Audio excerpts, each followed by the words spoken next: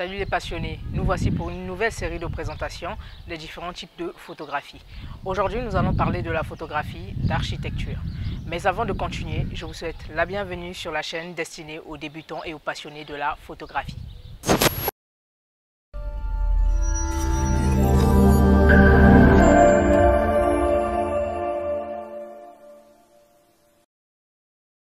La photographie d'architecture consiste à pouvoir effectuer des prises de vue des édifices, des bâtiments. La restitution peut être fidèle à la réalité que l'on voit ou encore composée selon l'œil artistique, selon, on va dire, la création, la composition artistique du photographe. Pratiquer cette discipline implique avoir des connaissances en perspective, c'est-à-dire un ensemble de techniques permettant de conserver les lignes parfaites.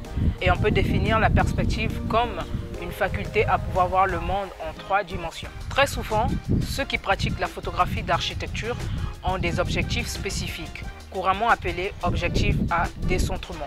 Ces objectifs évitent les distorsions, c'est-à-dire les courbures des lignes droites aux bordures du cadrage.